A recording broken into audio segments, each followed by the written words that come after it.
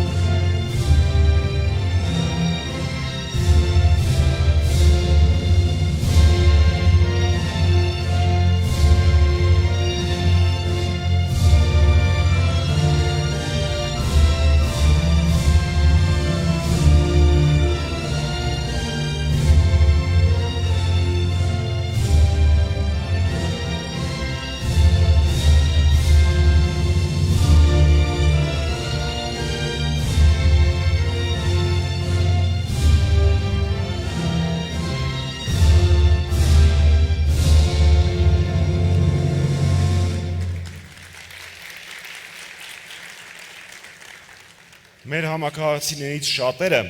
2018-ին ունեին իղձեր, երազանքներ երկրի ապագայի մասին։ Իրենք երազում էին ժողովրդավարության, հավասարության, պրոֆեսիոնալ պետական կառավարման, հմուտ արտաքին քաղաքականության եւ նմանօրինակ կարևոր ու անկյունաքարային երևույթների մասին։ Արդյունքում մեր վրա դմդմփալով թափվեցին սիրողական մակարդակի պետական կառավարումը, արտաքին քաղաքականություն, որը միայն ու միայն թուլացրեց Հայաստանի դերը ամբողջ աշխարհում, իսկ Արցախը դարձավ ավելի խոցելի, քան եղել է երբևէ, կորցնելով իր տարածքի շուրջ 75%-ը։ Սթափվելու ու կանգ առնելու մեր բոլոր կոչերին շատերը պատասխանում էին, որ ոչինչ, անուղղելի սխալներ չկան, նախորդներին փոխել են, սրանց էլ կփոխենք։ Իհարկե կփոխենք, հենց հունիսի 20-ին էլ կփոխենք, բայց համավարակի հետևանքների կառավարման արդյունքում արձանագրված շուրջ 5000 զոհերը անդառնալի կորուստ են։ Պատերազմի դաշտում հայրենիքի համար, բայց ապիկար կառավարման պատճառով գրանցված 5000 հայրենիների զոհերը անդառնալի կորուստ են։ Հունիսի 20-ին ձեր փակ գաղտնի քվեարկությանը հետևելու են բոլոր այն հերոս տղաները, որոնք կան մեր պետությունը պաշտպանելիս։ Առաջարկում եմ 1 րոպե լռությամբ հարգել մեր հերոսների հիշատակը։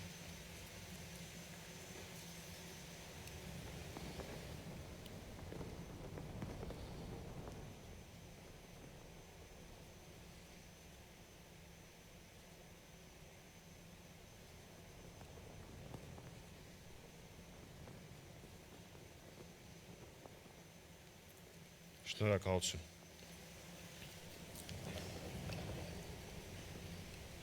Բացման խոսքի համար բեմ եմ հրավիրում, պատիվ ունեմ դաշինքի վարչապետի թեկնածու, հայրենիք կուսակցության նախագահ, գեներալ-մայոր Արթուր Վանեցյանին։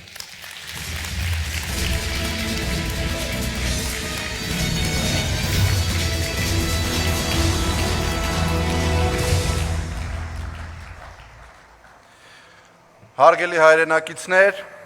սիրելի թիմակիցներ, մեծարգո պարոն նախագահ։ Այսօր մեկնարկում է Հայաստանի պատմության մեջ երևի թե ամենաանհասկանալի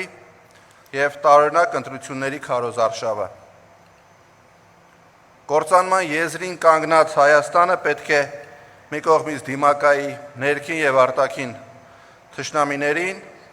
մյուս կողմից փորձի համատարած քաոսի հուսալքության մեջ ընտրի Հայաստանի լինել կամ չլինելու մեջ։ Խավարի դեմ պայքարում ընտրի լույսը, ծնկած վիճակից ոտքի կանգնելու, մեջքը ուղղելու, գործի անցնելու եւ ապրելու ճանապարհը։ Միակ ճիշտ ճանապարհը։ Բարդ է։ Իրոք շատ բարդ։ Այսօրվանից մեր ժողովրդին կներկայանան տարբեր քաղաքական թիմեր, գործիչներ, իսկ հաճախ գործիքներ, բութ եւ անհայրենիք։ Ուրիշների ձեռքին սեփական ժողովրդի դեմ օգտագործվող անբարո մահակներ։ Ցավոք խախտված են ոչ միայն մեր պետության սահմանները, այլ նաև մարդկային տարական բարոյականությունը, ինչը անվտանգության տեսանկյունից լրջագույն խնդիր է, քանի որ բարոյականության սահմանախախտին ոչինչ չի խանգարում, պատե պահին հատել նաև պետական սահմանը եւ անցնել թշնամու կողմը։ Պետք է ուղիղ ասեմ, այսօր մեր հանրապետությունում կան իրենց Հայաստանի քաղաքացի համարող ստահակներ, որոնք բացահայտ եւ անկաշկանդ քարոզում են մեր հազարավոր զավակների սպանած, մեր հայրենիքի մի հատվածը բռնազավթած, բերմնակավայրեր ներխուժած եւ զինվորներ գերեվարած թշնամու թեզերը։ Պատիվ ունեմ դաշինքում, լավ գիտեն ներքին եւ արտաքին անվտանգության սպառնացող վտանգների չեզոքացման ձևերը։ Ես մեկ անգամ չէ, որ առնչվել եմ այդպիսի մարտահրավերների։ Մենք գիտենք ինչպես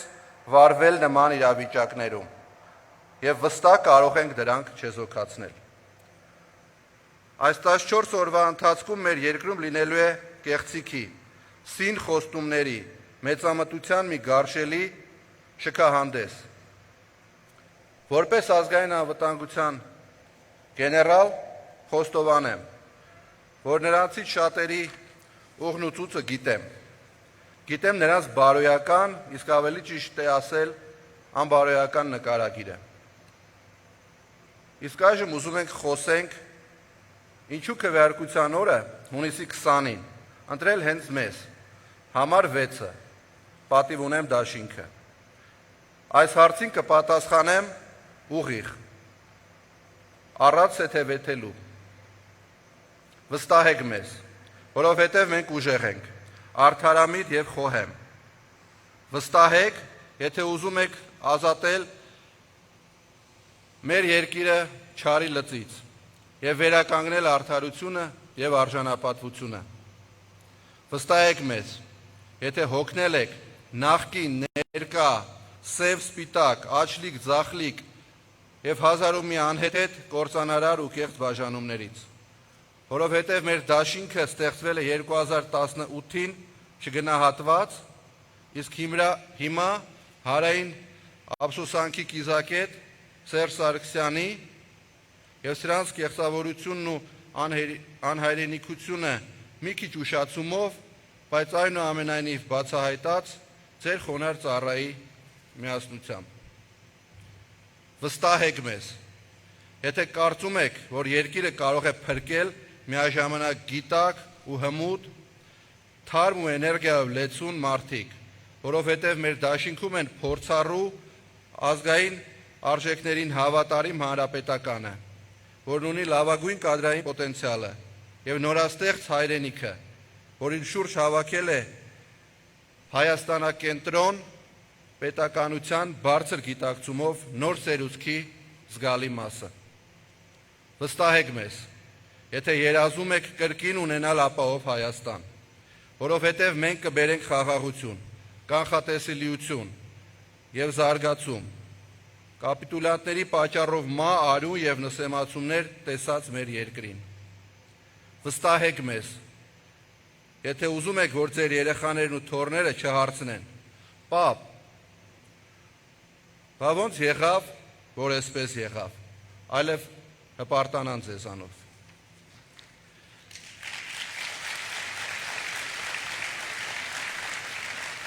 Մի քանի օր առաջ Արցախում էի, արնահոսող, խոցված, մոռացված, բայց մեր սիրված ու հարազատ Արցախում։ Երբ թե կյանքիս ամենադժվար ճանապարհներ, ամենածանր զրույցները, ամենահուզական այցելությունները։ Ոչ մի վատ երազ կամ չար կատակ չի կարող ամբողջությամբ ներկայացնել այն մղձավանջը, որում ապրում ենք մենք եւ մեր հայրենակիցները։ Շուշիի կողքով անցնող ճանապարհը, որ յուրաքանչյուր հայի համար հպարտության եւ փառքի ճանապարհ էր, այսօր դարձել է վշտի, ցավի եւ ցասումի ճանապարհ։ Ուզում եմ ուղիղ հարցնել այս դավաճան կապիտուլյանտին. դու նամուս ունես, դու թասիբ ունես, դու պատիվ ունես,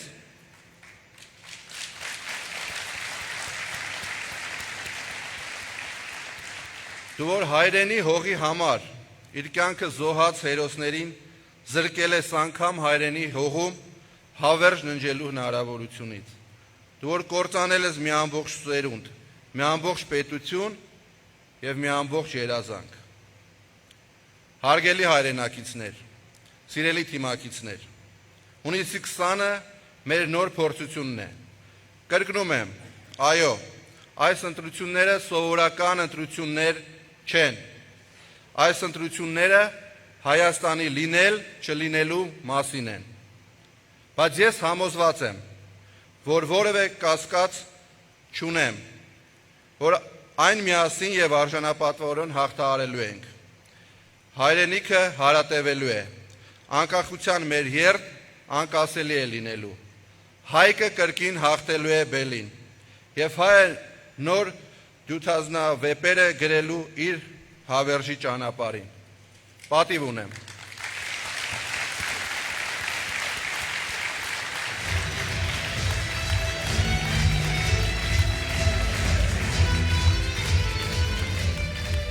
Շնորհակալություն, պարոն Վանեցյան։ Խոսքը փոխանցում եմ Արցախի հերոս, Հայաստանի Հանրապետության 3-րդ նախագահ, Հայաստանի Հանրապետական կուսակցության նախագահ Սերժ Սարգսյանին։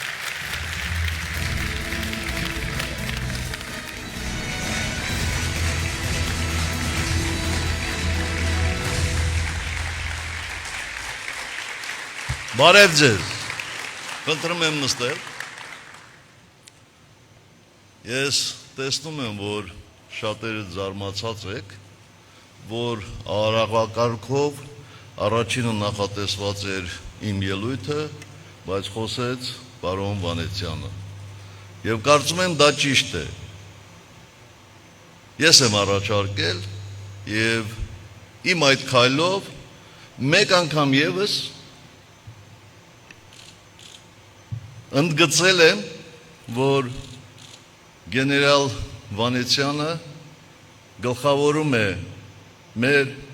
դաշինքի նախընտրական ցուցակը, ուրեմն ամեն տեղ ինքը պետք է լինի առաջինը, ինքը պետք է առջևից գնա, ինքը պետք է առաջնորդի մեր թիմը, իսկ ես իմ փորձով,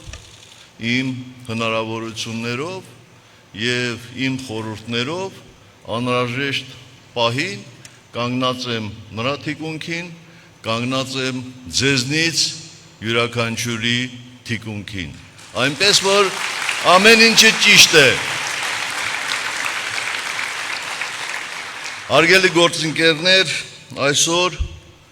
ոչ սովորական պայմաններում մեկնարկում է խորհրդարական ընտրությունների նախընտրական քարոզարշավը։ Ինչպես գիտեք, այս ընտրությունները մեր նպատակը կամ երազանքը չէին։ Մեզ բոլորիս պարտադրեցին արտահերթ ընտրություններ հայրենիքի համար այս ծանր օրերին և մենք ընդունեցինք մարտահրավերը և պատրաստ ենք այս կռիվը կամ ինչպես մեր էպոսում է ասվում, վերջին զարկը տալու հանուն Հայաստանի ապագայի։ Սեփական աթոռը հայրենիքից առավել սիրող այս կապիտուլյանտների իշխանությունը ցավոք չհեռացավ և ընտրեց հոգեբանական ծանր վիճակում գտնվող ժողովրդին նոր ցնցումների տանելու արտահերթ ընտրությունների ճանապարհը, որին ի սկզբանե մենք դեմ էինք։ Հայաստանի Հանրապետական կուսակցության եւ Հայրենիք կուսակցության ձևավորած պատիվ ունեմ նախընտրական դաշինքը իր օրինակով է մեր ժողովրդին ցույց տալիս հանուն ազգային նպատակների, փոխզիջումների գնալու եւ միասին աշխատելու անհրաժեշտությունը։ Մեր դաշինքը, ինչպես հայտնի է, գլխավորում է գեներալ Արթուր Վանեցյանը։ Տարբեր առիթներով վերջին շաբաթներին արդեն խոսել եմ Արթուր Վանեցյանի ամբասիր ծառայության, հայրենասիրության եւ նրա գլխավորած կուսակցության հետ հանրապետականի դաշինք կազմելու պատճառների մասին։ Գալիք երկու շաբաթվա ընթացքում մեր թեկնածուները մեզ հետ միասին կշրջեն հանրապետության բոլոր մարզերով եւ մեր ծրագրով, ապագայի մեր պատկերացումներով կներկայանանք մեր ժողովրդի դատին։ Մենք վճռական ենք տրամադրված։ Մեր թիմի յուրաքանչյուր անդամ ցուցակում կամ ցուցակից դուրս կարող է անվարան հայտարարել, որ ունի գիտելիք, փորձ, բավարար կամք եւ պատիվ այս կապիտուլյանտների անպատվությունից երկիրը մաքրելու համար։ Բոլորս պետք է հստակ գիտակցենք, որ սա սովորական ընտրություն չէ։ Այս անգամ ցավոք ընտրությունը պետություն ունենալու եւ չունենալու միջև է։ Այս ընտրությունը հայրենիքը կորցնելու եւ չկորցնելու միջև է։ Այս ընտրությունը անկախ պետություն չունեցող ժողովուրդներին միանալու կամ դրանից խուսափելու եւս մեկ կամ նույնիսկ վերջին շանս ստանալու համար է։ Ես չեմ ուզում, որ իմ թորնիկները կամ ձեր զավակները իրենց տանը Արարատի նկարի կողքին պատից կախեն Տաթևի վանքի կամ Սևանա լճի պատկերները, որպես կորուսյալ հայրենիքի եւս մի հատվածի մասին պատմող հուշ։ Սիրելի թիմակիցներ, նախորդ 3 տարիներին հանրապետականն անցավ 2018 թվականի խավարանով, քաղաքական հետապնդումների միջով դարձավ ատելության խոսքի թիրախ, ամեն կերպ փորձ արվեց մեզ լռեցնելու, բայց մենք չլռեցինք եւ չընկրկեցինք։ Իմ ու իմ թիմակիցների համար այժմ հեշտ է ասել, մենք զգուշացնում էինք, մենք կանխատեսել էինք եւ այլն, բայց դրանք այսօր արդեն անօգուտ խոսքեր են։ Այդ խոսքերը հետ չեն բերելու ոչ մեր 5000 նահատակված տղաներին, ոչ էլ մեր հայրենիք Արցախի կորուսված 75%-ը, ոչ տուն են կառուցելու 35000 փախստականի համար եւ ոչ էլ վերականգնելու են մեր ազգային արժանապատվությունը։ Եվ ում մտքով կանցներ, որ հայրենի հողի համար ամենաթանկը իրենց կյանքը տված մեր հերոսները այդ նույն հողում խաղաղ ու հավերժ ննջելու հնարավորություն անգամ չեն ունենա։ Հայաստանն այս դավաճանների պատճառով կորցրել է իր դաշնակիցների եւ գործընկերների հարգանքն ու վստահությունը։ Այս պոպուլիստ եւ ամբարո իշխանությունը լավագույնս ջանացել է միայն մի հարցում, որ մենք ազգովի բզգտվենք, թուլանանք, պարտվենք պատերազմում ու դատապարտվենք դանդաղ մահվան։ Եվ հիմա հենց այդ վիճակում ենք։ Առաջկա ընտրությունները մահը հաղթելու եւ վեր հառնելու հնարավորություն են։ Այսօրին երբեմն նկատում ենք, որ փորձ է արվում քաղաքական օրակարգը սխալ ուղղությամբ տանել։ Ես երբեք չեմ եղել սև սպիտակի կամ կործանարար այլ ջրբաժանների կողմնակից։ Իմ գործունեությամբ միշտ փորձել եմ համերաշխություն ու միասնականություն ապահովել մեր երկրի ներսում։ Մեր խնդիրը երկրում կրկին ներհասարակական համերաշխություն հաստատելը եւ բևեռացումների ճանապարհը փակելն է։ Չկա երկու բևեռ։ Այս դասը պետք է բոլորը սովորած լինեն արդեն։ Մի կողմում կա դավաճան կապիտուլյանտ իր սպասարկուներով, իսկ մյուս կողմում ժողովուրդ եւ առողջ քաղաքական դաշտի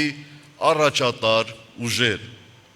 Մեր նպատակը ոչ թե հերթական բևեռացմանն ու պառակտումների տանելն է, այլ բոլորի հաղթանակով կապիտուլյանտների իշխանությանը ջախջախիչ պարտություն մատնելը։ Ես հաճախ եմ լսում իմ բազմահազար թիմակիցներից, այդ թվում այստեղ ներկա շատերից, արդյոք ընտրություններում հաղթանակի դեպքում, ինչում ես ավելի քան վստահ եմ, պատեհապաշտները դարձյալ չեն հայտնվի մեր շարքերում, իմ ներողամտության կամ գուցե ոչ հիշաչարության արդյունքում։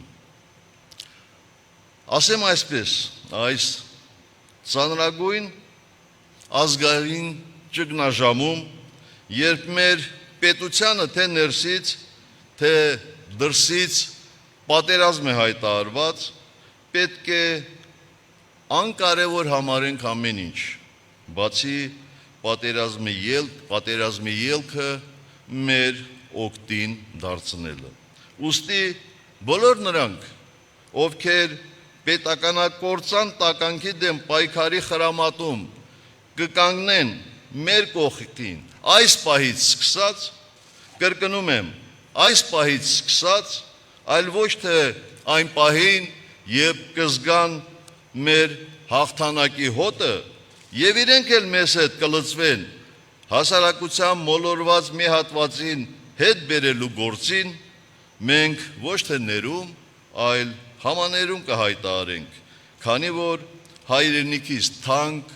ոչինչ չկա։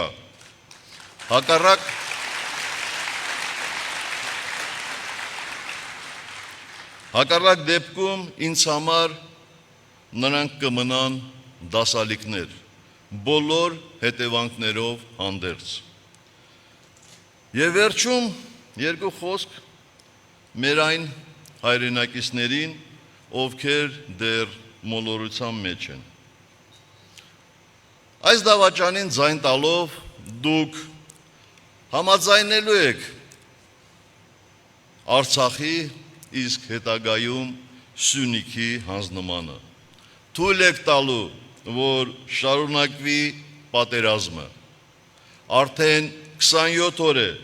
մեր ինքնիշխան տարածքում են գտնվում թշնամական զորամիավորումները։ Ամեն օր հովիվներ ու զինվորներ են գերեվարվելու։ Թշնամին նոր գյուղեր ու ավաններ է գրավելու։ Ձեզ չեն հարգելու ոչ դրսում, ոչ ներսում,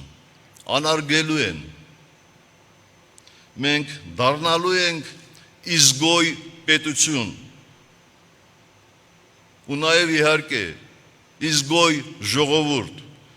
որի հետ ոչ ոք չի ցանկանում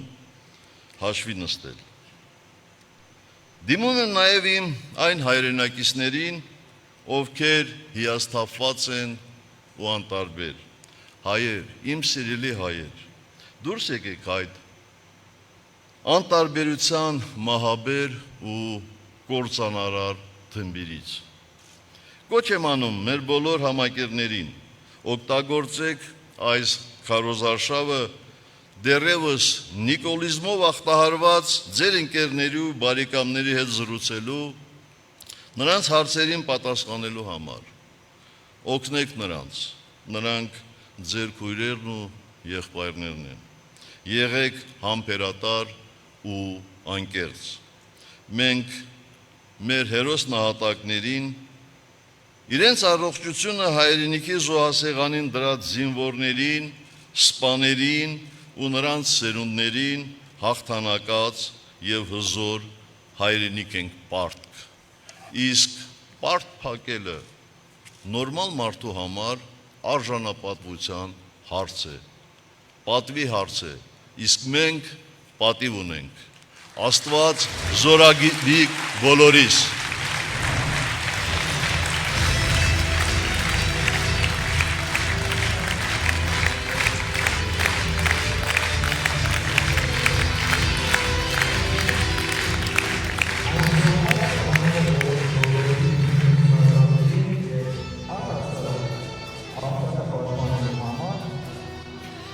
Արժանիք էին նրան, որ արյան գնով գծված սահմանը մեկ ստահակ մի ստորագրությամբ թաքուն առանց որևէ մեկի հետ խոսելու հանձնի։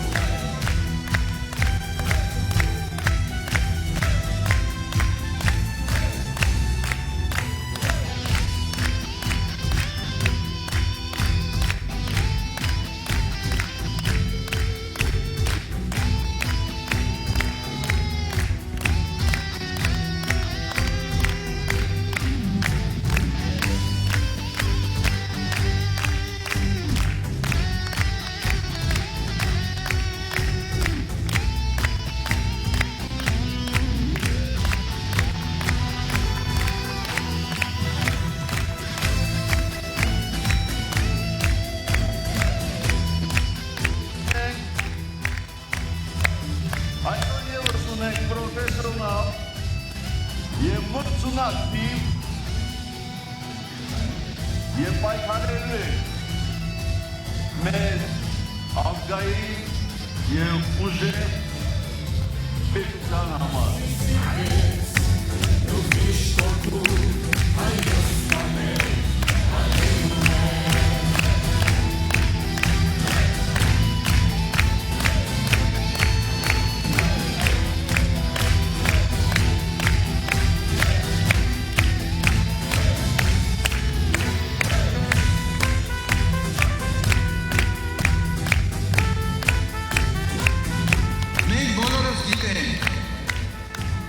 Որ կյանքից թանկ միայն պատիվն է, իսկ պատվից բարձր մենակ հայրենիքը, հարգելի գեներալներ, հարգարժան սպաներ, պատիվ ունեմ խոսքը, այ հիմա մեր բոլորի մասին է։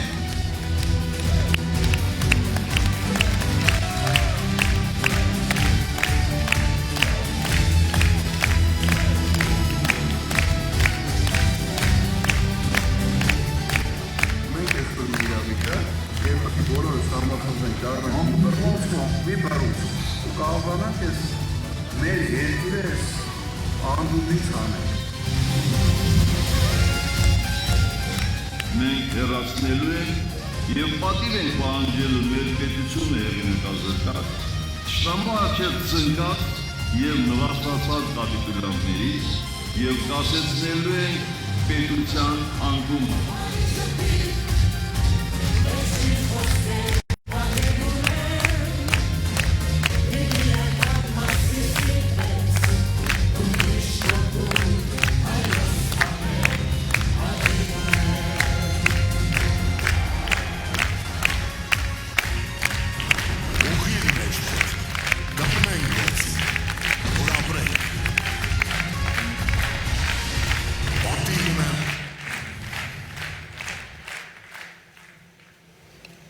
գիտելիք եւ փորձ,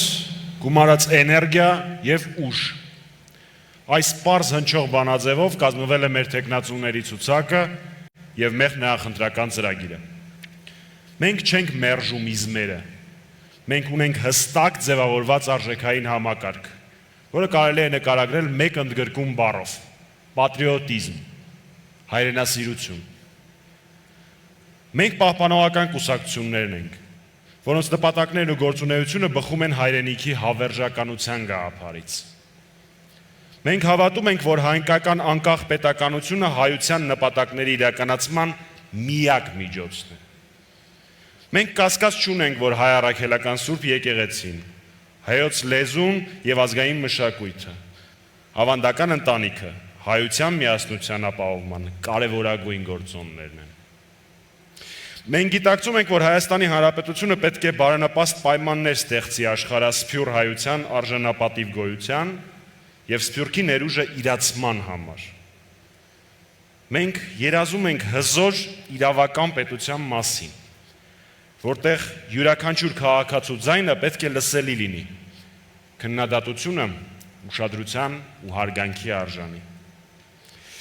Ինչպես եւ Հայաստանի բոլոր քաղաքացիները, մենք էլ ունենք մեր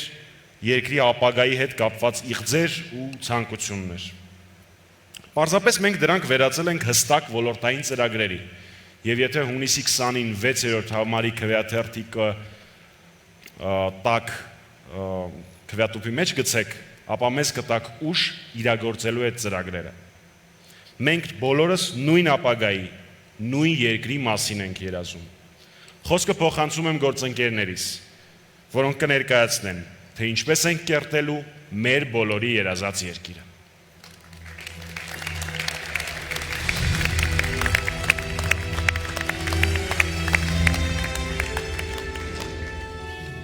Բարև ձեզ, ես Արսեն Բաբայանն եմ։ Եկեք միասին քննարկենք, թե ինչ ակնկալիքով է մարդը դիմում պետական կառույցների։ Մարդն ակնկալում է իր իրավունքների, ազատությունների պաշտպանություն, սոցիալական աջակցություն, խորհրդատվություն կամ որևէ այլ օգնություն։ Վերջնական արդյունքում մարդը դիմում է պետական ամենատարբեր կառույցներին, որպեսզի կարողանա ապրել արժանապատիվ։ Սակայն պետության հետ հարաբերվելիս մարդիկ հանդիպում են բազմաթիվ բյուրոկրատական քաշքշուկների։ Դրա վառ օրինակն է հանրության մեջ հայտնի կբերես լրացուցիչ տեղեկանք այն մասին, որ բերածդ նախորդ տեղեկանքը իսկապես տեղեկանք էր։ Սա էլ բավարար չէ, այդպիսի տեղեկանք պահանջող չինովնիկները դեռ պարգևավճարներ են ստանում։ Մեր իշխանության գալով բացառվելու են այդպիսի քաշքշուկները, կամայականությունները եւ չեն լինելու անաշխատ պարգևավճարներ։ Մենք փոխելու ենք աշխատանքի մեթոդները, բարձրացնելու ենք արդյունավետությունը։ Պետական կառավարման համակարգը համալրելու ենք իրական պրոֆեսիոնալներով, որոնք էլ հանդես են գալու ոչ թե մարդկանց համար լրացուցիչ դժվարություններ ստեղծելու դիրքերից, այլ իրապես ծառայելու են մարդուն։ Յուրաքանչյուր մարդ դիմելով պետական մարմիններին համոզված է լինելու, որ դիմել է իր լավագույն խորհրդատուին, իր խնդիրներով մտահոգ ու դրանց լուծումներ տվողներին։ Յուրաքանչյուր քաղաքացի զգալու է,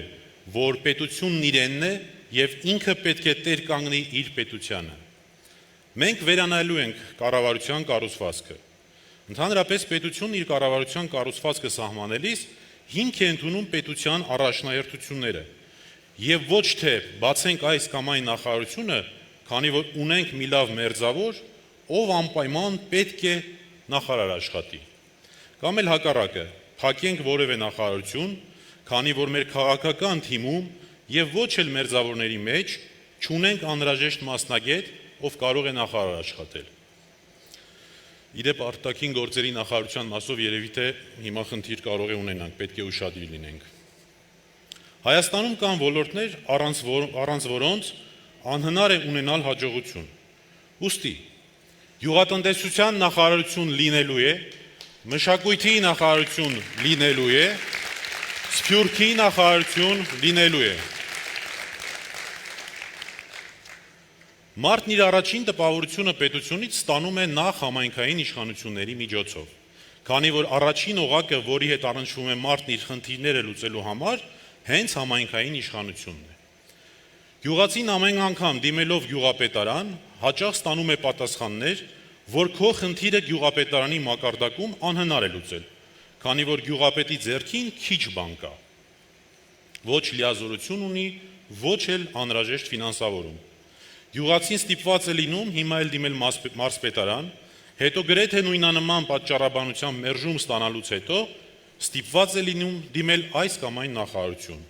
Ի վերջո ժամեր, օրեր, շաբաթներ եւ բավականաչափ փող է վատնում, որպեսզի ստանա իր ակնկալիքը, հաճախ ոչ էլ ստանում է։ Մենք բարձրացնելու ենք տարածքային կառավարման արդյունավետությունը, համայնքները ստանալու են այնքան լիազորություններ եւ ֆինանսավորում, որպեսզի կարողանան տեղում եւ ինքնուրույն լուծել մարդկանց խնդիրները։ Այդպիսով մենք ունենալու ենք տարածքային համաչափ զարգացում, ուժեղ համայնքներ եւ ուժեղ երկիր։ Հարգելով բոլորի դավանանքի իրավունքը, կրոնական կազմակերպությունների ազատությունը եւ գնահատելով հայ առաքելական Սուրբ եկեղեցու առանձնահատուկ դերը համայն հայության կյանքում, մեր եկեղեցու հետ կնքելու ենք նոր համաձայնագիր, ինչով նախատեսվելու է պետություն եկեղեցի փոխհարաբերությունների սահմաններն ու ծավալները։ Այո, եկեղեցին անջատ է պետությունից, բայց ոչ իր ժողովրդից։ Մենք ապահովելու ենք հայության ազգային եւ հոգեվոր անվտանգությունը։ Եկեղեցին լինելու է պետության պաշտպանության ներքո։ Այլևս երբեք Հայաստանում որևէ մեկը չի համարձակվելու հարձակում գործել եկեղեցու վրա։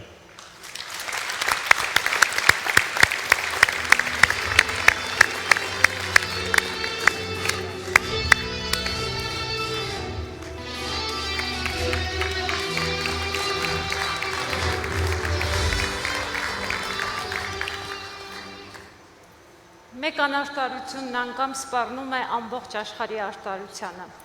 Ես Կարինե Պետրոսյանն եմ եւ կներկայացնեմ, թե մենք ինչ ենք բացառելու արտարադատության ոլորտում։ Հետաքրքիր զուգադիպությամբ աշխարհի զարգացած երկրների շարքը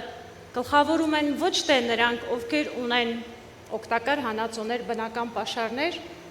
այլ նրանք, ովքեր հաջողություն են գրանցել արտարադատության ոլորտում անկախ եւ ուժեղ դատական իշխանության շնորհիվ։ Մենք ականատես եղանք նախորդ 3 տարիների ընթացքում ինչ ճնշումներ գործադրվեցին դատական իշխանության նկատմամբ եւ ինչ տոկունություն դրսեւորեց դատական իշխանությունը իշխանության ճնշումների դեմ պայքարում։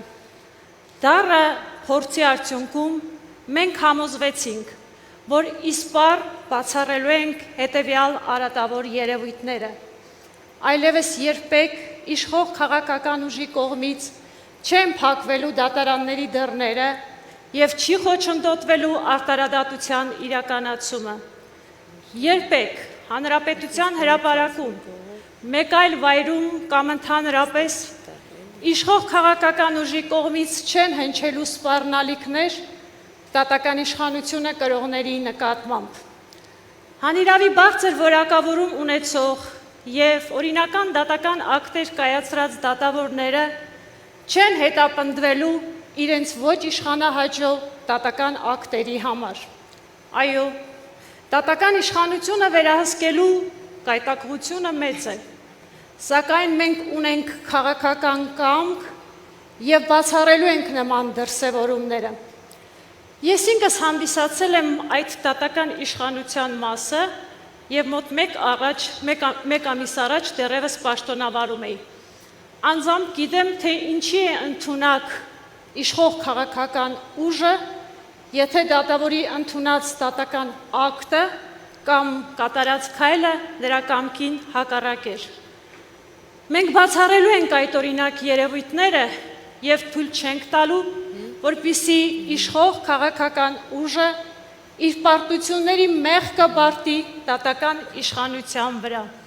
Այո, մենք իրատես ենք եւ գիտենք ինչքան աշխատանք ունենք կատարելու կոռուպցիայի կանխարգելման եւ հաղթահարման բնագավառում։ Ոչ մի կոռուպցիոն հանցագործություն անպատիժ չի մնալու։ Սակայն այդ պայքարը մենք չենք վերածելու հաշվեհարդարի գործիքի։ Յուրաքանչյուր քաղաքացու իրավագիտակցությունը պետք է բարձրացնենք։ Այսինքն քաղաքացին պետք է իմանա ինչ իրավունք ունի եւ ինչպես պետք է իրականացնի այդ իրավունքը։ Մի բան հաստատ խոստանում ենք։ Այսուհետ Հայաստանի Հանրապետությունում հարցերը լուծվելու են ոչ թե ծանոթի, փողի կամ օդում կախված լուրերի միջոցով, այլ բացառապես միայն օրենքով։ Իմացեք ձեր իրավունքները, դրանց պաշտպանությունը մենք կապահովենք։ Պատիվ ունեմ։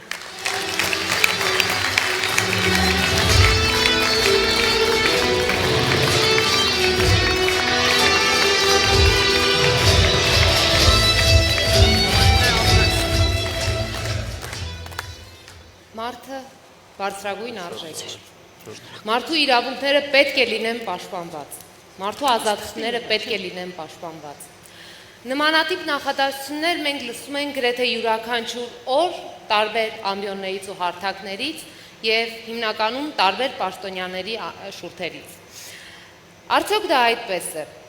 Իհարկե ոչ։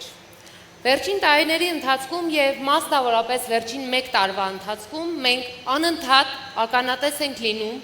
ինչպես են խախտվում, տրոհվում եւ ոտնահարվում մարդու իրավունքները, սկսած փողոցից մինչեւ դատական եւ քննչական մարմիններ։ Վերջնարդյունքում այս ամենը փաթեթավորվում է ատելության մի այնպիսի չափաբաժնով, որ որևէ արդարացնող վճռով այն չես մաքրի։ Բարև ձեզ, ես Թեհմինա Վարդանյանն եմ, ով եկել է ձեզ վստահեցնելու, որ ամեն ինչ անելու ենք, որպեսզի բացառվի ճնշումը դատական համակարգի վրա։ Մենք վստահ ենք, մեր իշխանության օրոք չեն լինելու այլևս վերևից հնչող զանգեր, հրահանգներ եւ ճնշումներ։ Այո, մարդը բարձրագույն արժեք է եւ մեծագույն ուժ։ Կարող ենք ասել, որ թերևս մարդու իրավունքների պաշտպանի ինստիտուտը Հայաստանում ամենակայացածներից մեկն է։ Չեմ կարող իրականում առիթը բաց թողնել ու շնորհակալություն չհայտնել մարդու իրավունքների պաշտպանին, պարոն Թաթոյանին, իմ անունից, ձեր անունից։ Շնորհակալություն հայ մարդ, շնորհակալություն Արման ջան։ Մի դրական փորձը մենք պատրաստվում ենք տարածել նաև մի շարք այլ ոլորտներում, սկսած ԶԼՄ-ներից մինչև համայնքային կառույցներ։ Հայաստանի Հանրապետության ապագան բացառապես պայմանավորված է ազգային պետական ընթացքերով օժտված քաղաքացու հանգամանքով։ Այդ քաղաքացուն մենք կորցրել ենք վերջին 3 տարիների ընթացքում։ Փոխարենը ձեռք ենք բերել 3 միլիոն վարչապետ։ Գիտեք, ազգային պետական ընթացքերով ունեցող քաղաքացին պարզապես ծառայի վրա չի աճում։ Այն կերտվում է մանկությունից, ձևավորվում դպրոցում եւ բովանդակային արժեք է ստանում հասարակական համընդհանուր ընկալման մեջ։ Մեր դպրոցներում այլևս չեն քարոզվելու այնպիսի արժեքներ, որոնք դեմ են հայի ինքնությանը, հայոց եկեղեցուն, հայ մշակույթին ու արժեքներին։ Պետության ապագան հայ երիտասարդն է։ Երիտասարդը պետք է այսօր Հայաստանում երաշխավորված լինի բարձրագույն եւ որակյալ կրթությամբ եւ արժանապատիվ աշխատանքով։ Երիտասարդը պետք է կարողանա ձեռք բերել մատչելի բնակարան, ինչու ոչ նաեւ պետության օժանդակությամբ։ Մենք պետք է ստեղծենք հավասար հնարավորություններ բոլոր երիտասարդների համար, սկսած մայրաքաղաքից մինչև հեռավոր մարզեր։ Ուշադրության կենտրոնում ենք պահելու եւս մի անտեսված ոլորտ, որը վերջին տարիներին չի ստանում համարժեք պետական ֆինանսավորում՝ սպորտի ոլորտը։ Ուզում եմ խոսել առողջ ապրելակերպի մասին, այս շատ ծեծված արտահայտություն է, բայց ես իրապես ուզում եմ, որ մենք բոլորս վերջի վերջո դուրս գանք համակարգիչներից, հեռախոսներից ու պլանշետներից եւ իրապես զբաղվենք առողջ ապրելակերպով։ Ակտիվ լինենք, որպեսզի ակտիվացնենք Հայաստանը։ Եվ վերջում Հայաստանը քո երկիրն է։ Մի թող այն ուրիշներին։ Պատիվ ունեմ։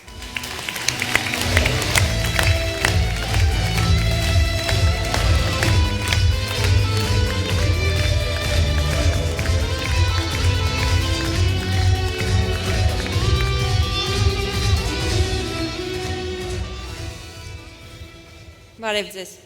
Ես Թագուհին եմ Թովմասյան։ Կխոսեմ հետհեղափոխական Հայաստանում անհետացած քաղաքացիական հասարակության մասին։ Կհարցնեք որտեղ են նրանք, մեծապես պաշտոններ են զբաղեցնում։ Եվ կյանքը ցույց տվեց, որ նրանց այդ կերպարն ավելի հարազատ էր։ Մենք կորցրել ենք քաղաքասարակությանը եւ այսօր Հայաստանում մարդու իրավունքների աղաղակող խախտումներ են արձանագրվում, խոսքի իրավունքի, խոսքի ազատության, տարաբնույթ հարձակումների են ենթարկվում մարդիկ եւ ամենակարևորը սահմանամերձ բնակիչների աստվածային կյանքի իրավունքն է ոտնահարվում, բայց քաղաքացիական հասարակությունը լուռ է։ Մենք կորցրել ենք։ Մեր դաշինքի նպատակն է ազգային օրակարգ ունեցող քաղաքացիական հասարակության ձևավորումը հիմնականում պետական դրամաշնորհային միջոցներով։ Պիտի ստեղծենք պայմաններ, որպեսզի ընդհանուր շահ ունեցող քաղաքացիները կարողանան արդյունավետ միավորվել։ Օտարածին ֆինանսավորմամբ քաղաքացիական միավորները պիտի իրենց տեղը զիջեն պետական դրամաշնորհային ծրագրերի միջոցով ազգային օրակարգ սպասարկող միավորներին։ Օրենսդրական կարգավորումներով պիտի մասնավոր հատվածին խրախուսենք, որպեսզի դրսևորեն սոցիալական բարձր պատասխանատվություն եւ խթանեն քաղաքացիական հասարակության գործունեությանը։ Կհիշեք, այսօրվա շատ պաշտոնյաներ նախկինում բնապահպաններ էին,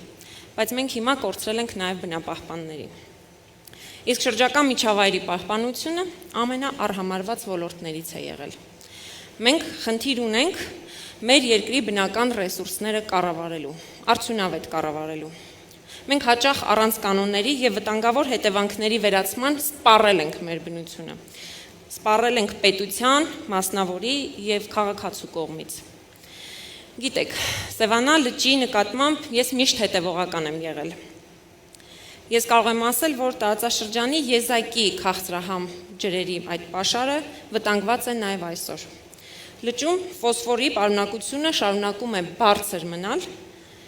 ինչը լճի ծաղկման պատճառներից մեկն է։ Իհարկե սովոր ենք ասել ծաղկել եւ հիմա այն սեզոնն է, որ էլի լիճը կանաչելու է։ Բայց ծաղկել բառը շատ գեղեցիկ է։ Մեր լիճը մահանում է, փտում է, նեխում, եւ մենք խնդիր ունենք բուժման։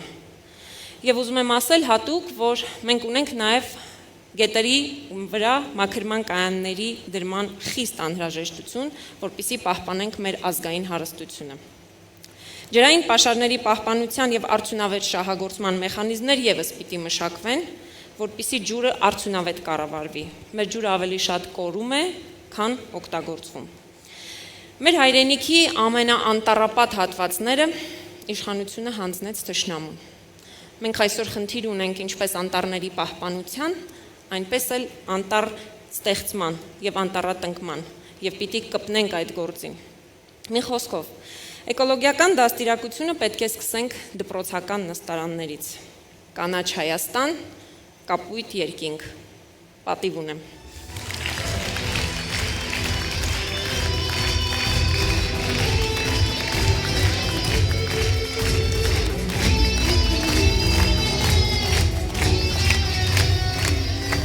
Առողջապահական համաշխարհային կազմակերպության բնորոշմանը համաձայն առողջությունը ոչ միայն հիվանդությունների բացակայությունն է, այլ նաև սոցիալական պատշաճ պայմանների առկայությունը։ Ես Գևորգ Գրիգորյանն եմ եւ այսօր պատիվ ունեմ ներկայացնել ձեզ մեր դաշինքի առողջապահական եւ սոցիալական ոլորտների զարգացման ծրագրերը, որոնք հիմնված են 4 հիմնական դրույթների վրա՝ հասցեականություն, հասանելիություն, որակ եւ արդարացիություն։ Սոցիալական զարգացման ծրագրի առաջնահերթությունն է աջակցել պատերազմում զոհված, վիրավորում ստացած կամ որևէ կերպ տուժած անձանց ընտանիքների։ Սոցիալական ոլորտը չենք կարող պատկերացնել առանց ամուր եւ պինդ ընտանիքի։ Ուստի մենք նախատեսում ենք նաեւ աջակցել նոր ստեղծվող եւ բազմազավակ ընտանիքներին առաջի երեխայի ծնվելու պարագայում սոցիալական աջակցության միջոցով, իսկ երրորդ եւ յուրաքանչյուր հաջորդ երեխայի ծնվելու պարագայում յուրաքանչյուր ամիս ել ավելի շոշափելի նյութական աջակցությամբ։ Մենք իրականացնելու ենք ծրագրեր, որոնք միտված են կրթության, աշխատանքի տեղավորման եւ գործարարության խթանմանը, որոնց իրականացման պարագայում համոզված ենք, որ մեր մոտ նպաստները փոխարինվելու են եկամուտներով։ Արմատական փոփոխությունների կարիք ունի նաև առողջապահական ոլորտը, որը վերջին տարիներին բժիշկների նկատմամբ անպարկեշտ հարձակումների, անտրամաբանական պաշտոնանկությունների եւ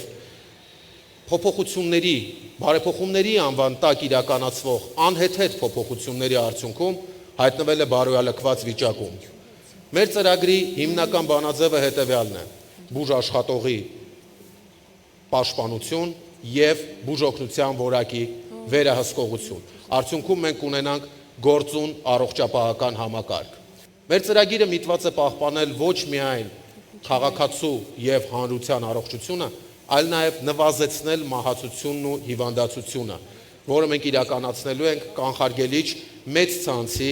գործարկման արդյունքում։ Առողջապահական ոլորտի կադրային քաղաքականությունը ճիշտ կառավարելու արդյունքում մենք կկարողանանք նաեւ արտահանել մեր բժշկական ծառայությունները, ընդլայնելով աշխարհագրությունը։ Մենք կդարձնենք գրավիչ օտարերկրացիների համար հայաստանյան բուժծառայությունների գինվորակ համադրությունը։ Մի խոսքով, մենք առաջարկում ենք ուժեղին աշխատանք, իսկ հիվանդին խնամք։ Մեր ծրագիրը հարուստ է, իսկ աշխատանքը շատ։ Մենք վերցնում ենք այդ պատասխանատվությունը։ Պատիվ ունեմ։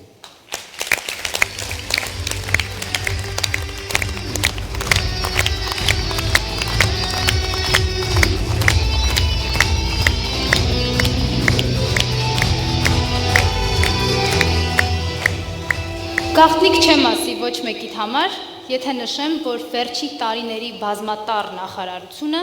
ԿԳՄՍ-ն ընդամենը կազմաքանդելու, ոչնչացնելու եւ վերացնելու մասին էր։ Ես Աննա Մկրտչյանն եմ ու կխոսեմ կրթության, գիտության ու մշակույթի վերաբերյալ մեր ծրագրային դրույթներից։ Ես միանգամից ուզում եմ ասել, որ ոչ կրթության, ոչ գիտության եւ ոչ էլ մշակույթի վերաբերյալ ընդունված կամ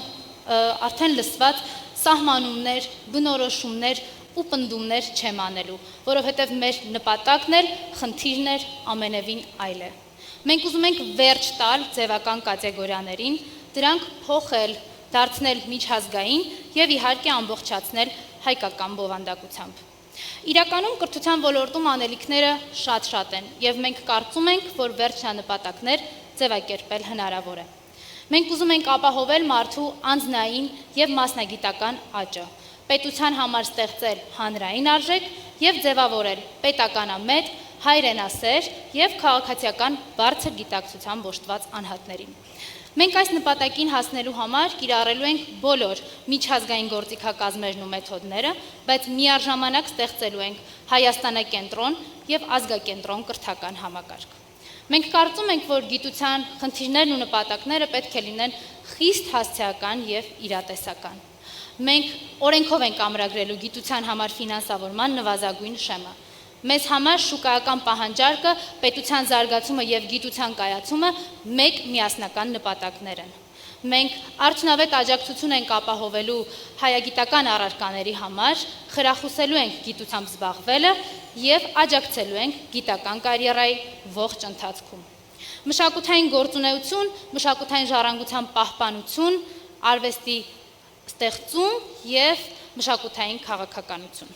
Այս բոլոր հասկացությունները վերջին ժամանակահատվածում դարձել են խիստ վերացական եւ վստահ եմ, որևէ պատճառահետևանքային կապ գործողությունների մեջ չեք գտնի կառավարումից մինչեւ ֆինանսավորում։ Մենք թիրախային ենք դարձնելու այս ոլորտների նպատակները եւ ինչ որ մարդկանց իլյուզիաների եւ ֆանտազիաների փոխարեն հստակ ամրագրելու ենք պատասխանատվության աստիճան սահմանող պարտավորություններ։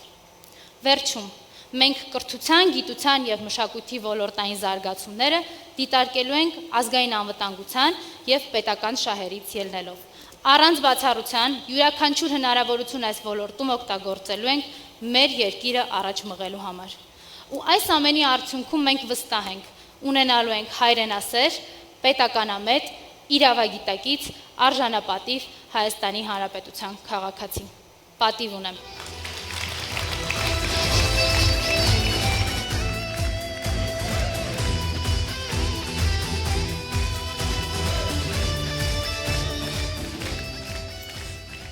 Բարև ձեզ, ես Տիգրանն եմ Աբրահամյան, ինչպես վերջին 10 տարիներին, այնպես էլ այսօր խոսելու եմ Արցախի եւ անվտանգության մասին։ Մեզ շատ են հարցնում, որտեղից պետք է սկսենք զինված ուժերի փոփոխությունները։ Իհարկե հասկանալի է իրավիճակը, այնիշ մենք հետ պատերազմյան իրավիճակում ծանր վիրավոր զինված ուժեր եւ այս իրավիճակում իմ պատասխանը շատ ակնհայտ է։ Մեր մեկնակետը առաջին գիծն է, խրամատը, գետնատնակը, մարտական հենակետերը։ Իմիջիալոց մենք այս ամենի միջով արդեն անցել ենք։ Իհարկե մասշտաբները մի փոքր այլ էին 2016 թվականի մարտական գործողությունների ժամանակ, բայց մենք այդ ժամանակ եւս խնդիր ունեինք լուծելու, գտնելու մեր բոլոր բացթողումները, տալ հրատապ խնդիրներ, մեծ միջոցներ դնել, ռեսուրսներ դնել, առաջնագիծը արագ վերականգնելու, մեր մարտունակությունը վերականգնելու, համալրելու սպառազինություն եւ մնացած այն ամենը, ինչը անհրաժեշտ էր մեր զինված ուժերի ամենօրյա խնդիրների լուծման համար։ Այդ ժամանակ ես զբաղվել եմ դրանով, այդ ժամանակվա նախագահ Սերժ Սարգսյանի հանձնարարությամբ եւ ես միլիմետր առ միլիմետր Ալաքսից դեպի Մռով, այնտեղից Կոմշացար, դիրք առ դիրք, զորամաս առ զորամաս, զորամիավորում առ զորամիավորում աշխատել ենք եւ արդյունքը բոլորին հայտնի է։ Երկրորդ խնդիրը, որը մեր առջև դրված է, դա հետեւյալն է։ Ինչպիսի բանակ ենք մենք ունենալու առաջիկայում։ Իհարկե մոդելների շուրջ շատ երկար կարելի է քննարկել, բայց կա մի քանի պարզ մոտեցում, որը պետք է բոլորիս համար էլ պարզ լինի։ Եղած հնարավորությունների պայմաններում պետք է ստեղծենք առավելագույն խնդիր լուծող զինված ուժեր։ Զինված ուժերի մարտունակությունը առաջին հերթին մեզ անհրաժեշտ է զսպող, կանխարգելող գործառույթ իրականացնելու եւ իհարկե մեր իրականության պայմաններում հնարավոր մարտական գործողությունների ժամանակ ապահովելու Արցախի եւ Հայաստանի մեր հայրենակիցների անվտանգությունը։ Արցախի մասին 2006 թվականին ժամկետային զինծառայողի կարգավիճակով Արցախում էի։ Մադաղիսի, Թալիշի մարտական հենակետերը պաշտպանելիս մենք իմ ընկերները եւ մեզանից շատերս առաջնորդվում ենք մեկ մոտեցմամբ։ Այդ դիրքերի պաշտպանության ապահովումը ապահովում էր Արցախի, Շիրակի, Սյունիքի, Տավուշի եւ Երևանի անվտանգությունը։ 15 տարի արդեն անցել է այդ օրերից։ Ասեմ, որ ոչինչ չի փոխվել մեր մոտ եւ ավելին ամրապնդվել է այդ գաղափարը եւ մենք այդպես էլ հենց առաջնորդվելու ենք։ Մենք վերաբացելու ենք այս կապիտուլյանտ իշխանությունների Արցախի փակված էջը։ Մեր ժողովրդին բերելու ենք արժանապատիվ խաղաղություն, անվտանգություն եւ զարգացում։ Պարոն նախագահ, մի քանի ամիս առաջ մի շատ կարևոր միտք եք հնչեցրել, որը մշտապես ուղեկցում է ինձ։ Ես ուզում եմ այս հարթակից այդ մասին եւս մեկ անգամ հնչեցնել։ Արցախը երբեք չի լինելու Ադրբեջանի կազմում։ Պատիվ ունեմ։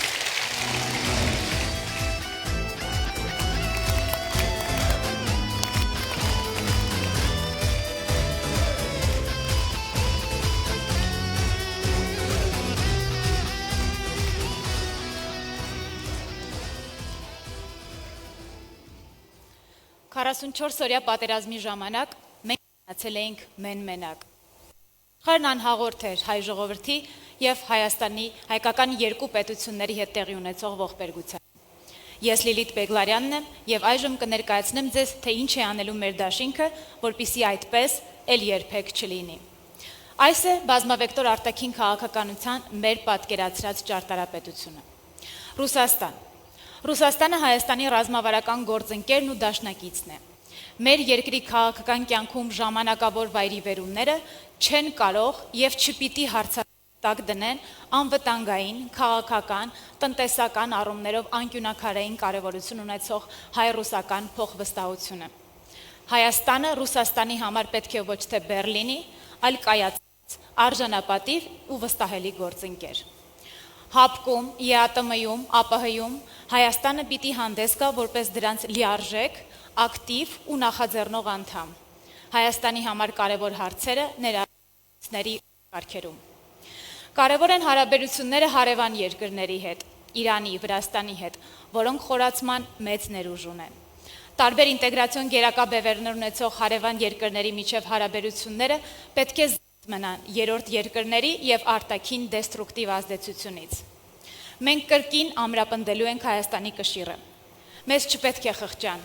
մեզ հետ պիտի հաշվի նստեն, մեզ պիտի հարգեն, արժևորեն, մեզ հետ պիտի աշխատեն։ Այս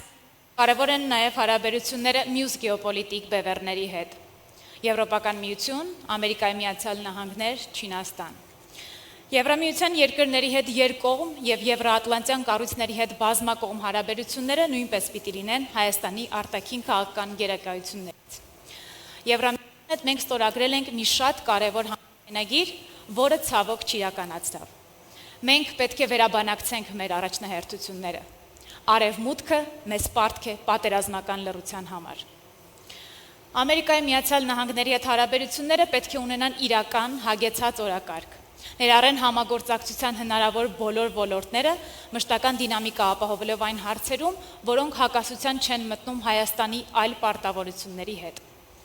Չինաստանի հետ Հայաստանի ներկայիս հարաբերությունները չեն արտացոլում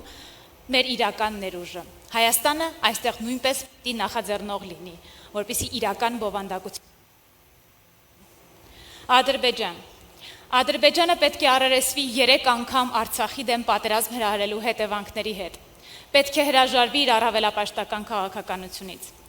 Արցախյան հիմնախնդրի վերջնական կարգավորումը հնարավոր է բացառապես արցախցիների անվտանգության, բոլոր հիմնարար իրավունքների ապահովման եւ Արցախի ժողովրդի ինքնորոշման իրավունքի իրացման արդյունքների ճանաչման միջոցով։ Հայաստանը պետք է կանխի մեր ինքնիշխան տարածքի հանդեպ Ադրբեջանի ցանկացած հավակնություն կամ ոտնձգություն։ Անկախությունից ի վեր, պատերազմից առաջ, պատերազմի ընթացքում եւ պատերազմից հետո Ադրբեջանին Թուրքիայի ցուցաբերած ուղղակի աջակցությունը, այդ թվում ահաբեկիչների ներգրավումը ցույց տվեցին, որ Թուրքիան սպառնալիք է տարածաշրջանի խաղաղության եւ կայուն զարգացման համար։ Թուրքիայի թշնամական կեցվածքը Հայաստանի հանդեպ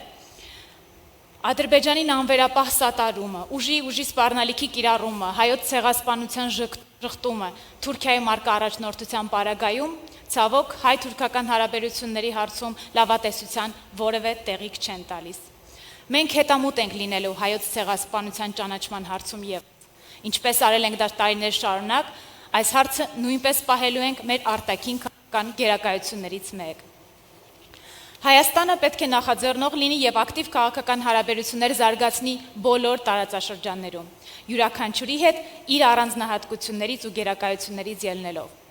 Գլոբալ նախագծերից դուրս մնալը կնշանակի բաց թողնել հնարավորությունները եւ զիջել մրցապայքարում։ Հաճախ հարցնում են. Հայաստանը արևմուտք է, թե արևմուտք։ Հայաստանը ինքնուրույն քաղաքակրթություն է։ Գուցե փոքր, բայց լիարժեք, ինքնուրույն։ Եվ այդպես է եղել մեր դիրքավորումը աշխարհի քարտեզի վրա։ Մենք կարող ենք վերադարձնել հարգքը մեր պետության հանդեպ։ Մենք կարող ենք վերադարձնել մեր դիվանագիտական հաջողությունները։ Հայաստանի Հանրապետությունը ունենալու է իր ուրույն եւ պատկառելի տեղը այդ քարտեզի վրա։ Հիշեք, ոչ ոք չի պաշտպանի մեր շահերը, եթե ինքներս դա չանենք։ Արտաքին քաղաքականությունը դիլետանտների ու արկածախնդիրների տեղը չէ։ Այն պետք է վարել հավասարակշռված եւ ուղիղ մեջքով։ Խոնարհվածին չեն հարգում։ Պատիվ ունեմ։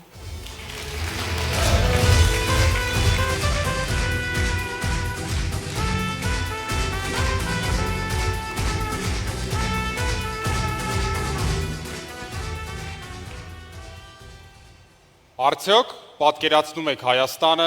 առանց հայերի, արարատյան երկիր բնակեցված այլազգիներով։ Այս սարսափը կարծես հնչում է Էրդողանի շուրթերից։ Եթե այս հեռանկարը անհանգստացնում է ձեզ, ուրեմն մեր միտքը աշխատում է նույն հաճախականության վրա։ Ես Սոս Հակոբյանն եմ եւ ես իմ խոսքը սկսելու եմ ամենակարևոր թեմայից։ Հայաստանը հարուստ է եւ այդ հարստությունը հայ մարդիկ են։ Չկա ավելի կարևոր գաղափար, քան ապրող մարդն է Հայաստանում, քան լավ ապրող մարդն է Հայաստանում։ Մահացության նվազում, ծնելիության, եւ կյանքի ակնկալվող տևողության աճ։ Սրանք ժողովրդագրության մասին մեր ծրագրի հիմնական նպատակներն են։ Մենք ներդնելու ենք ժողովրդագրական միտումների շտկման ազգային ծրագիր, որի գերնպատակը պետք է լինի ապահովել, որ Հայաստանում 2040 թվականին առնվազն բնակվի 4 միլիոն մարդ։ Ծրագրով կսահմանվեն հստակ սոցիալական երաշխիքներ ծնելիության կտրուկ աճ ապահովելու համար։ Այն ներառելու է միայնակ կանանց աշխատանքային եւ սոցիալական երաշխիքներ, աշխատող անձի համար աշխատանքի եւ բնակարան ձեռք բերելու հնարավորություններ, առողջ ապրելակերպի եւ առողջության պահպանման համալիր ծրագիր։ Մենք կխրախուսենք ծնելիությունը, կնվազեցնենք արտագաղթի միտումները, կխթանենք բնականոն ներգաղթը, կստեղծենք հայ մարդու համար որակյալ կյանքով ապրելու հայրենիք։ Իդեպ, ես ինքս էլ դեռ ամուսնացած չեմ, եւ ես պատրաստվում եմ իմ ընտանիքը կազմել հենց Հայաստանում։ Ես վստահ եմ, որ մենք շատանալու ենք եւ մենք ապրելու ենք։ Հայաստանի մարդկային կապիտալի հիմնական հանքը սփյուռքն է։ Հայաստանը սփյուռքով մի երկիր է, առանց սփյուռք մեկ այլ երկիր է։ Բայց ինչ ունենք այսօր։ Հայաստանի եւ Սփյուռքի արդյունավետ հաղորդակցությունը չի գործում։ Մենք շարունակաբար անհանգիստ չենք Սփյուռքի ճակատագրով։ Սփյուռքը հետևողականորեն անհանգիստ չէ Հայաստանով։ Եվ խոսքը միայն էմոցիաների մասին չէ։ Խոսքը գործով մեջ-մեջքի լինելն է։ Գլոբալացման պայմաններում մենք ունենք Սփյուռքի արտագաղթ հենց Սփյուռքից, ի վնաս ազգային համախմբման եւ ինքնության պահպանման։ Գաղտնիք չէ, որ Արցախյան ավերիչ պատերազմը մեծ վնաս հասցրեց Սփյուռքի բարոյահոգեբանական վիճակին։ Այնուամենայնիվ, մենք գիտենք, որ առանց Սփյուռքի Հայաստանն ու Արցախը ոտքի չեն կանգնի։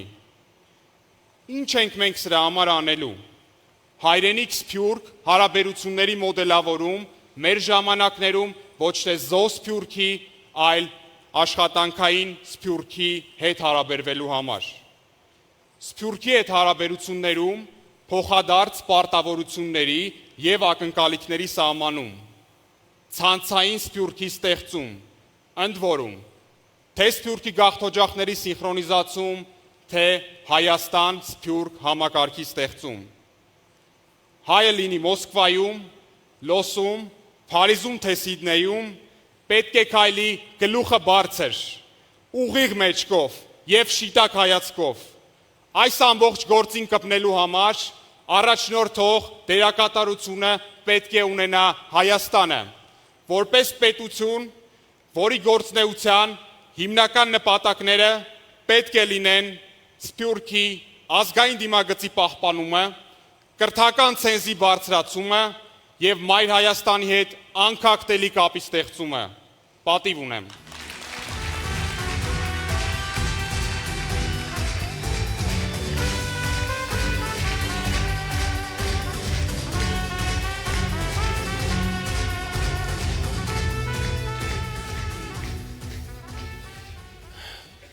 Մեր տնտեսությունը ճգնաժամի մեջ է։ Դրա մասին են վկայում 2020 թվականի եւ այս տարվա առաջին երամսյայի տնտեսական ցուցանիշները։ Պակաս մտահոգիչ չի նաեւ արտաքին պարտքի կտրուկ աճը,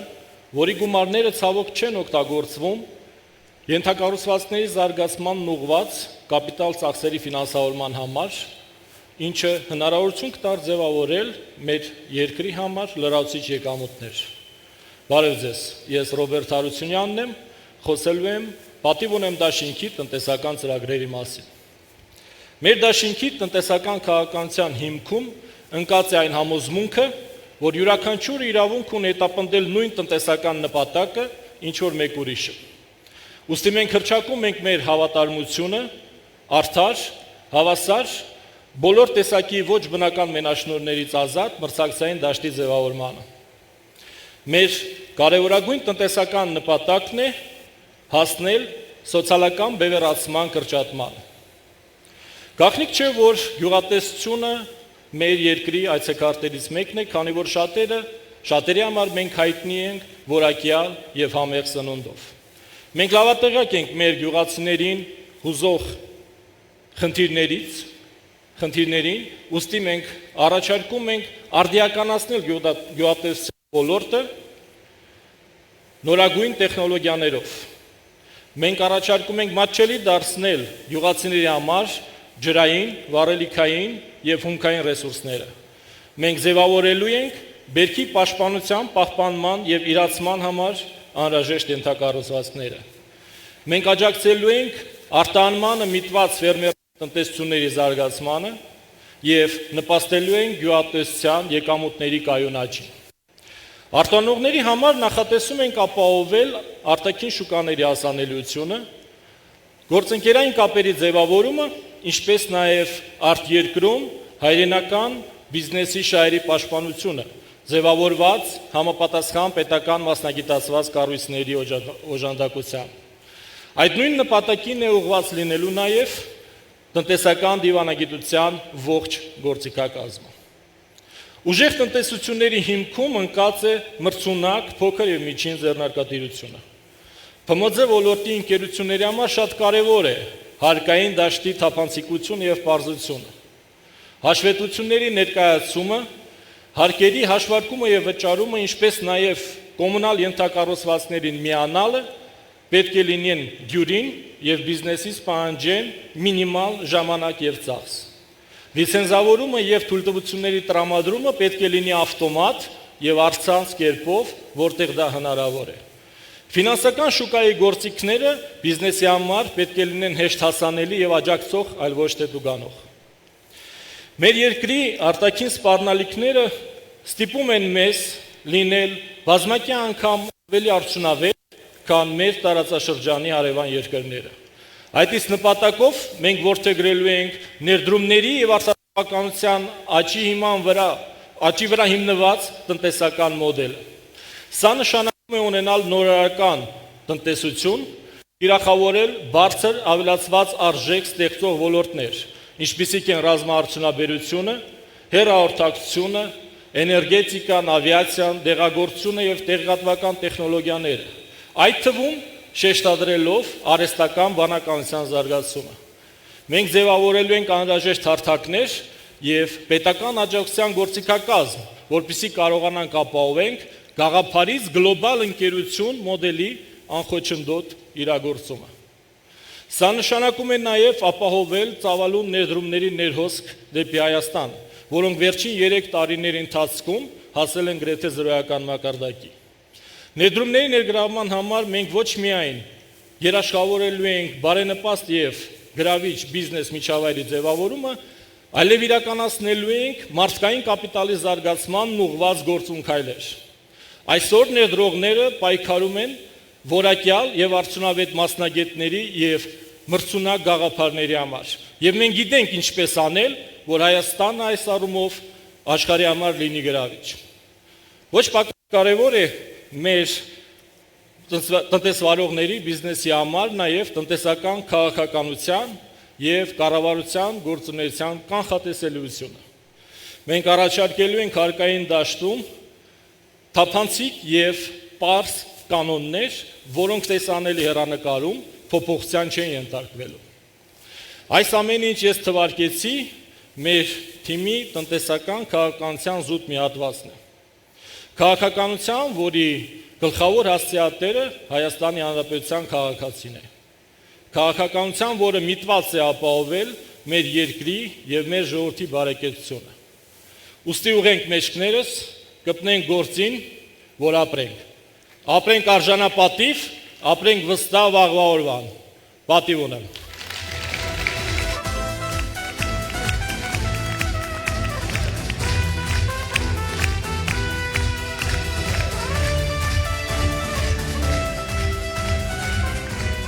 Շնորհակալություն Ռոբերտ ջան։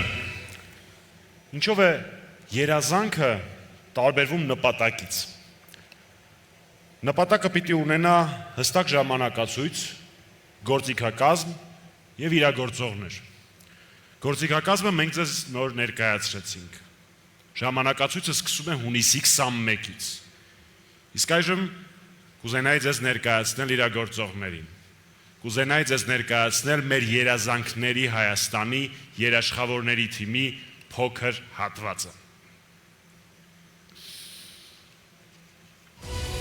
Պատիվ ունեմ դաշտի։ Սերժ Սարգսյան, Արթուր Վանեցյան, Տարոն Մարկարյան, Աննա Մկրտչյան, Հակուի Տովմասյան, Հայկ Մամիջանյան, Մարտուն Գրիգորյան, Տիգրան Աբրահամյան, Թևինա Վարդանյան, Արման Սահակյան, Կարինե Պետրոսյան, Լուսինե Ժամհարյան, Արտավազդ Սարգսյան, Խաչիկ Գալստյան, Ստանիսլավ Համբարձումյան, Նարինե Ադոնց, Լիլիթ Բեկլարյան, Արսեն Բաբայան, Նավրոս Գևորգյան, Վարդան Ոսկանյան, Հասմիկ Ապյան, Ռոբերտ Հարությունյան, Դավիթ Համբարձումյան, Ժասկեն Ասրյան, Դավիթ Գրիգորյան, Գևորգ Գրիգորյան, Նայիրի Սահակյան, Հրայր Մկրտչյան, Կարեն Գրիգորյան, Անի Մաթևոսյան, Նարինե Մեհրամյան, Նելիք Ուդավերդյան, Հովհաննես Օհանյան, Զարուհի Պողոսյան, Ամիկա Ազատյան, Մանասե Թադևոսյան, Տիգրան Վարդանյան, Արտակ Ավետիսյան, Գոհար Սուքեսյան, Վահե Գոֆոյան, Գասպար Գասպարյան, Ժակին Հեքիմյան, Արմեն Ուլիքանյան, Էդիթ Ամաթևոսյան,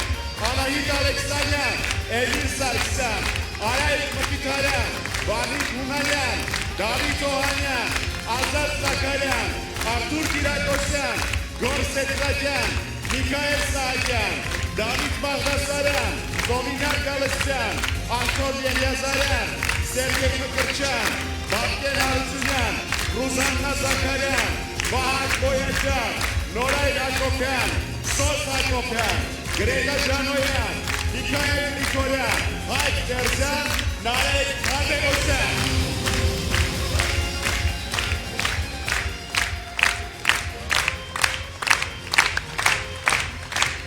Հարգելի հայրենակիցներ,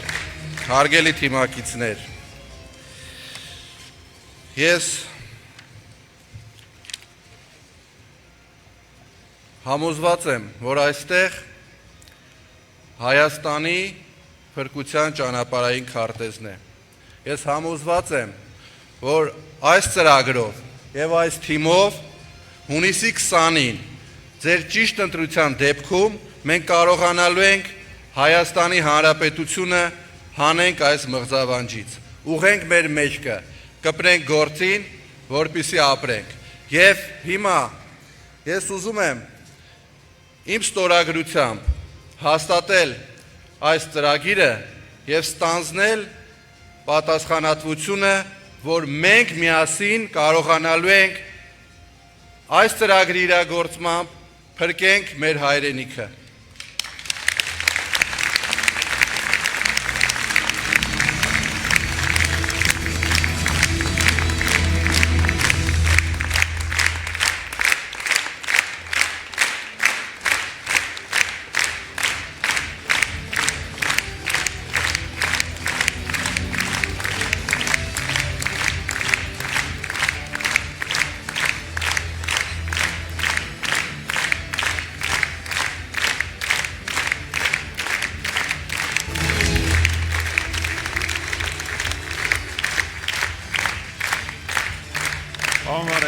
Դա պատմական գրիչ է, կարող եմ խնդրել ինձ տակ, խոստանում եմ երբեք դրա մասին լայվ չեմ անելու։